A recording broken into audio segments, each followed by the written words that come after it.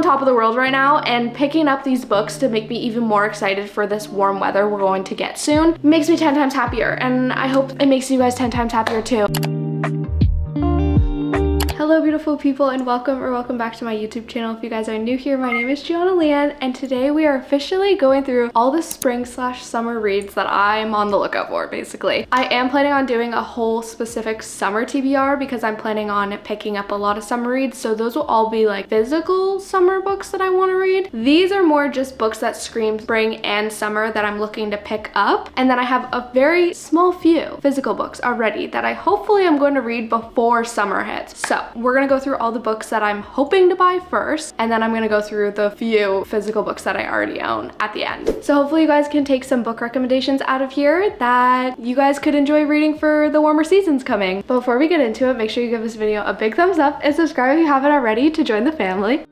Looking at my list, I have 15 books that I want to buy just for the springtime. And these are mostly just books that either have a spring/summer plot, they're kind of focused more in more vacation-y settings, or just books that kind of make me think about spring or summer based on what they're about, if that makes sense. But getting into the first one, I really want to pick up and read the rest of the Chestnut Spring series. I said it. I'm obsessed with this series. I'm currently reading the second book, which is Heartless, but I don't have any of the other ones. So I definitely want to buy all those, which I have to buy Powerless, Reckless, and Hopeless for me to finish off that series. But I definitely think it's doable. And plus, I really want to finish that series so then I can get to the new series, which I'm going to talk about soon. But this is a cowboy romance series. This whole series just screams summertime, and I really want to read this specific series going into summer, so it makes me even more excited for this season. Sometimes I do that with a few books and it makes me so excited for summer, so that's exactly what I'm doing with the Chestnut Spring series. Each book you can read as a standalone technically because they're all interconnected standalones, but it makes sense for you to read the whole series because right now, even though I'm reading the second one, I'm still already getting features from the couple in the first book, Flawless. So it's just a really enjoyable series so far. If you want that cowboy romance, farming, living out in the country town life, like that's the series for you. Next we have Before We Were Innocent by Ella Berman, and this one is not talked about at all. I actually saw this one at my local Walmart and I took a picture of it and I knew I had to put it on my summer TBR/springtime because this book is just screaming all the vibes. Tell me I'm wrong. Tell me I'm wrong. But for real, this book just is so summer coded, and it's definitely not what I thought it was gonna be based on the cover after reading the description, because this is definitely like a murder mystery vibe going on and I was not expecting that. But you know what? Reading those types of books in the summertime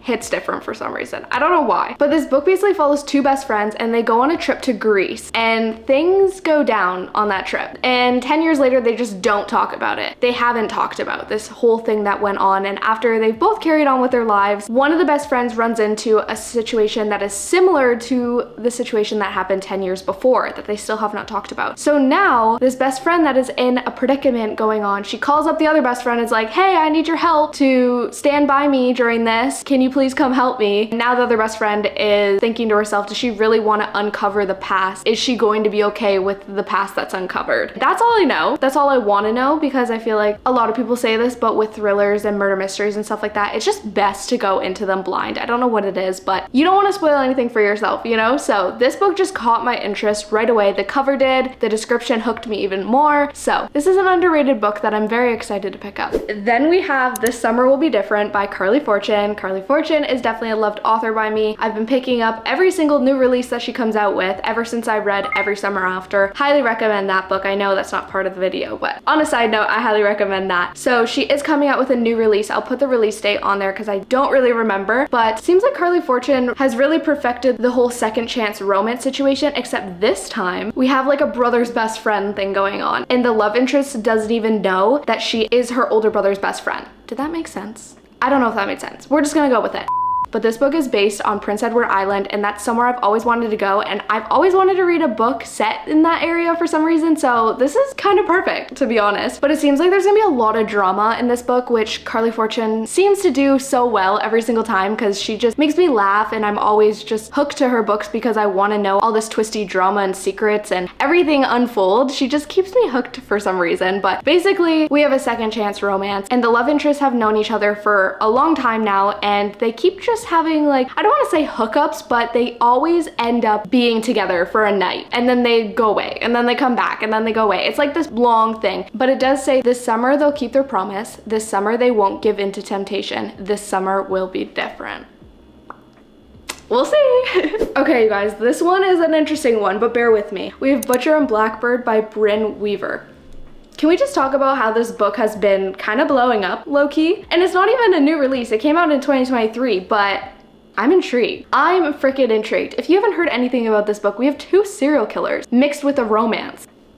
2 serial killers fall in love? Sign me up. That just sounds so interesting for some reason, and the cover, I'm so in love with it. Like, even if I don't like this book because it seems like something that I'm gonna be kind of weary about, I just want the cover because this book is gorgeous, let's be honest here. So other than them being serial killers and kind of falling in love, I don't know anything about it. I feel like I don't need to know too much about it to be able to just pick this book up because it seems like it's intriguing enough for me to just give it a try. But it says, can Rowan and Sloane dig themselves out of a game of graves, or have they finally met their match? Butcher and Blackbird is the first book in the ruinous love dark romance trilogy of interconnected standalone dark romantic comedies. I love a book that has a lot of dark humor for some reason. If it's done properly, then it's enjoyable, because some of the things you're like, oh my gosh, that's like really, really dark. But you know, I feel like getting into the warmer seasons, I know I'm gonna be picking up a lot of cutesy little rom-coms and cringy romances. So I feel like throwing in a book like this one is gonna be a good refresher and just like interesting enough to keep me hooked to the book. Something out of my comfort zone that I'm really excited to pick up and hopefully we'll be picking up soon. Wink, wink, when I'm off my book buying ban. Stay tuned for that video. Circling back to talking about Elsie Silver, her new series, Wild Love, the first book in the Rose Hill series. Is that what it's called? I think it's called the Rose Hill series. I could be completely wrong. But this is why I want to finish the Chestnut Spring series before summer hits, so then I can start this series right when summer hits. That is my main goal. Hopefully I stick to it. But this series got me super excited because it's all new characters, but it's still in the same universe as Chestnut Springs. So we're still gonna be able to be in kind of the same universe with the same characters showing up or similar settings from that series. So I'm just super excited about that. But it seems like this one is best friend's little sister as well. I'm kind of enjoying that trope, as you guys can see. But it says, I vow to keep Rosie at arm's length. I try to stick to scowls and grumpy one-liners, but when her verbal sparring is merely foreplay, friction that turns to blistering heat. I know damn well I shouldn't cross that line, but shouldn't and can't are 2 very different things, and the only thing I truly can't do is resist her. I've just grown to love Elsie Silver's writing so freaking much that I'm just so beyond excited for this series to come out. And can we just talk about the cover? Just for a second. Just for a second. Okay. Next we have a newer release. I haven't heard anyone really talk about this one yet so far, but we have The Resort by Sarah Oakes. I'm so sorry if I'm mispronouncing that. But this one caught my interest because not only is the cover kind of interesting, but it seems like we have a little bit of a like game going on here, which is interesting. It's based in Thailand, which I've never read a book in that setting because hello, who doesn't want to read about Thailand and picture themselves being in Thailand? But let me just explain the rules to you guys. It follows 2 mysterious women, a charismatic group of expats, and the one murder poised to bring their paradise crashing down. And it says, welcome to paradise. We hope you survive your stay. There are 3 rules to follow during a vacation at the famous Koh Sang Resort. 1, leave the past behind. 2, always be careful of who you trust. And 3, if someone discovers who you really are, run. Like, how can you tell me you guys aren't intrigued by just those rules alone? Like, what's going on at this resort? Why are there mysterious murders happening? And this isn't the first one. So, I don't know. It seems very, very interesting. Definitely throwing in a little bit of a different style of book in the mix. Like, I've never read about something like that, you know? So, seems interesting to me. This one I've had my eye on for so long, you guys. And now that we're creeping into summer, I just feel like I could really enjoy reading it at this time of year. We have Aesthetica by Ali Robottom. My best friend Lily actually told me about this book, and as soon as I saw the cover I knew I needed to know what it was about, and trust me, I'm hooked. This one kind of follows like the beauty industry and kind of just getting caught up and obsessed with that lifestyle of scrolling on Instagram and becoming obsessed with someone that you can't be and trying to make yourself into someone that you're not by even just going through like procedures to try to make yourself look like these people online that you're seeing, which reality check, everything you see on social media is not real. And I've learned that, not in an easy way. A side note from the video, just that's a little reminder to you guys to keep in the back of your head when you're scrolling aimlessly on Instagram and everywhere and wishing that you were these people you're seeing online. But this one seemed super interesting because our main character was like an Instagram celebrity at 19, but now that she's 35, she's kind of flipped her life around and is now still in the beauty industry, except she's just working behind the counter at like a local makeup shop. She wants to restart from back when she was 19, and she did all of this plastic surgery and all these surgeries and stuff like that to make herself look better. Now that she's 35, she's accepted to undergo this crazy procedure that's like life or death. It's called the elective surgery Aesthetica. A procedure will reverse all her past plastic surgery procedures, returning her, she hopes, to a truer self. So I feel like that's just gonna be super eye-opening on like watching her journey of like kind of doing that. But it says, propulsive, dark and moving, Aesthetica is a Veronica for the age of Instagram face, delivering a fresh examination of feminism and mother-daughter relationships, all while confronting our collective addiction to followers, filters, and faux realities. So definitely a book that is probably gonna be up my alley, so had to put it on the spring/summer TBR for sure. Next we have The Breakup Pact by Emma Lord. I've had my eye on this book since last summer, you guys, and can we just talk about how the name of this book and the cover of this book just looks so intriguing? Like, I didn't even have to know what the book was about before I put it on my want to read, and I still don't really know what the book is about. I just have a feeling I'm gonna enjoy it for some. And that's so vague of me to say to you guys that I'm trying to give you guys book recommendations, because I'm in the same boat as you guys. I have no idea what this book is about, but it says two best friends who haven't spoken in 10 years pretend to date after breakups with their respective exes go viral in this delightfully fun and deeply emotional new novel. Second chance romance? Two viral breakups, one fake relationship, 5 sparkling heart-pounding dates. June and Levy can definitely pull this off without their hearts getting involved, because everyone knows fake dating doesn't come with real feelings, right? Knowing that it's second chance and fake dating just knows that this book definitely went a lot higher up on my to buy list. So I'm just super excited. I haven't heard anything about this book nor this author. It's all new to me, so I'm interested in stepping out of my comfort zone and trying out new authors. We have another new release, The Reappearance of Rachel Price by Holly Jackson. I love a good Holly Jackson book. Let's be honest, guys, her books are so fast-paced and just so thrilling. Like, she always keeps me hooked until the last moment, and then she always ends up shocking me in one way or another. Even if I do guess the plot twist, even if I know what's going to happen, she still finds a way to shock me. So I'm really excited to pick up this new release by her. I'm pretty sure it is already out by the time you're seeing this video, so I am maybe picking it up very soon. I'm really excited to read this because it is kind of giving Good Girl's Guide to Murder vibes, because I'm pretty sure it kind of deals with similar events. It says, a new true crime fueled mystery thriller about a girl determined to uncover the shocking truth about her missing mother while filming a documentary on the unsolved case. Lights, camera, lies. 18-year-old Belle has lived her whole life in the shadow of her mom's mysterious disappearance. 16 years ago, Rachel Price vanished and young Belle was the only witness, but she has no memory of it. Rachel is gone, long presumed dead, and Belle wishes everyone would just move on. And then obviously, based on the title, Rachel Price reappears. And then she tells her story. Is it true? Is she telling the truth? We don't know. And that's the most exciting part, because we go through this whole entire investigation, she reappears, and then we have to figure out if she's telling the truth.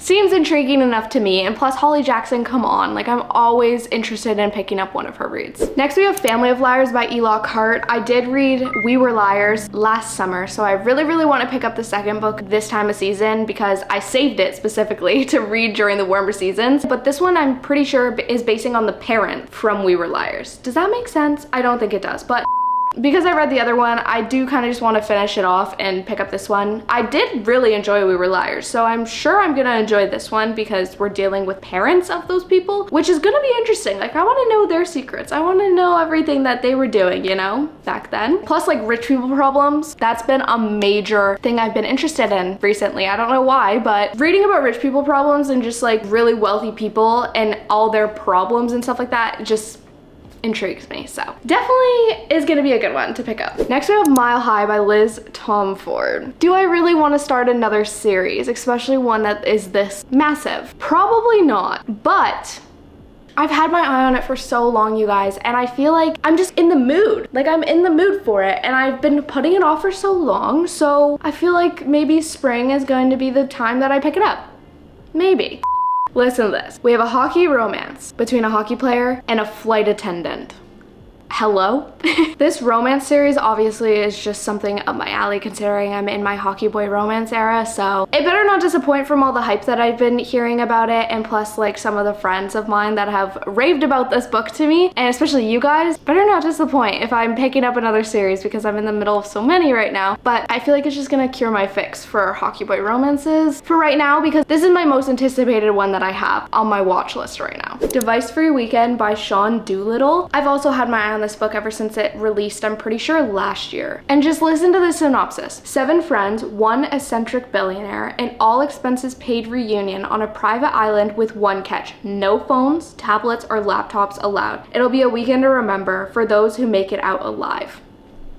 What? That's crazy. That's crazy. The title seemed intriguing enough. The description obviously hooked me in. It says day 1 offers amazing food, many drinks, lots of laughter, and a sunset cruise around the island. Day 2, however, takes a bewildering turn when the 6 hungover guests wake up to find that their host has disappeared along with all connection to the mainland. Whoa, this just got 10 times more interesting. A touchscreen tablet of unknown make awaits them, blatantly defying the rules of the weekend with its on-screen challenge, Unlock Me. But what seems at first like just another silly game turns deadly serious when the group discovers what unlocking the tablet really means. That seems crazy. Okay, it's kind of reminding me of The Resort. Seems interesting enough, and I'm excited about it. We have another Holly Jackson book, 5 Survive by Holly Jackson. This book came out last year and I never picked it up. I just never did. I don't know why I didn't, but I wanted to put this on this TBR because everyone has been raving about the plot twist at the end. I've seen so many TikToks, so many Instagram reels raving about how this book took them on a whole roller coaster, and the ending was like such a twisty craziness bomb thing that happened. So I don't want to know anything about the book. I haven't even read the description because I just want to go into it blind, but you guys just need to know that this is definitely on my watch list because I need to know what everyone's saying about this ending. And plus, like, I'm the worst at guessing books, you guys. Like, guessing endings to books I most likely will never guess, so I'm interested to see on how shocked I'm gonna be about this one, because this must be crazy. It must be crazy. It has to be. And the last book I want to hopefully buy is Powerless by Lauren Roberts. You guys,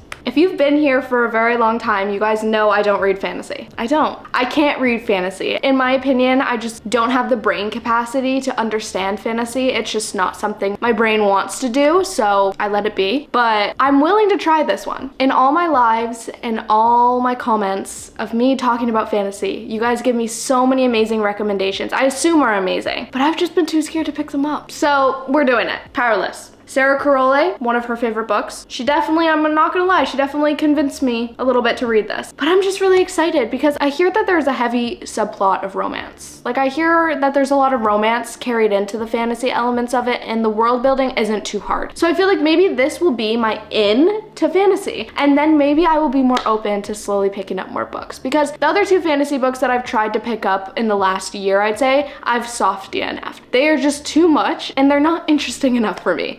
If you guys could possibly give me some book recommendations down below that are fantasy with heavy romance in it, except for ACOTAR. I still know I will never be ready for ACOTAR anytime soon. Just letting you guys know. So anything other than ACOTAR for fantasy recommendations, help a girly out. And maybe I'll consider picking them up, maybe. But either way, I'm super excited to pick this one up. It has caught my interest and seems like it could be enjoyable to me. I hear it's a trilogy though, so we're gonna see if I continue that trilogy after I read the first one.